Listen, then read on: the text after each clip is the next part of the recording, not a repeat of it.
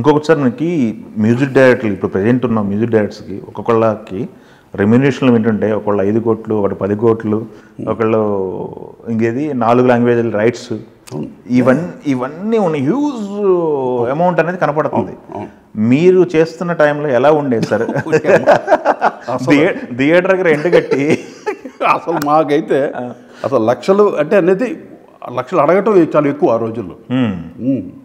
ఈ రోజులు అంత కోట్లు అంటే అది కాలం. మనం ఏం చేస్తాం, ఎవరి మీద మనం పడతాం వెళ్ళి నాకెందుకు ఇవ్వలే, మేము అంత సూపర్ హిట్ చేసాం మ్యూజిక్లు, మాకెందుకు ఇవ్వలేని అడుగుతామని చెప్పు.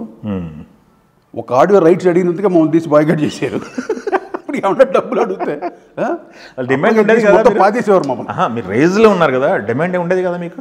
అడిగితే ఇవ్వాలి కానీ అంత డిమాండ్ చేసేవాడు కాదు.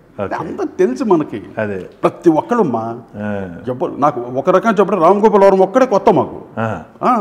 వర్మ ఒక్కడే కొత్త. హైదరాబాద్ వచ్చాడు అతను డైరెక్టర్గా, ఇక్కడ స్టూడియోలో పనిచేస్తూ అన్నపూర్ణ స్టూడియోలో. అలాగే మాకు మిగతా దాసనారాయణరావు అసిస్టెంట్లు, తర్వాత దాసనారాయణ గారు అసిస్టెంట్లు, తర్వాత రవిరాజ పెన్శెట్టి గారు అసిస్టెంట్లు, ఇలాగా ఈవి గారు అసిస్టెంట్లు, వీళ్ళందరూ డైరెక్టర్లు అయ్యారు. వాళ్ళతో వర్క్ చేసాం మేము. అదేనా రాఘవేంద్రరావు గారు అసిస్టెంట్లు. అందువల్ల మాకు ఇండస్ట్రీలో అందరూ ఒక ఫ్యామిలీలా ఉండేవాడు బ్రదర్స్. మాలో మేము డిమాండ్ చేసుకునేవాడు. ఒకవేళ నేను అంత పీకిల్ డిమాండ్ చేసినా కూడా ఇచ్చి తీరాలి వాళ్ళు. అప్పుడు మేము రాజ్కోటి ఎవరు లేరు అక్కడ వెనకాల 100 కిలోమీటర్స్ ఎవరు లేరు మా చుట్టూ.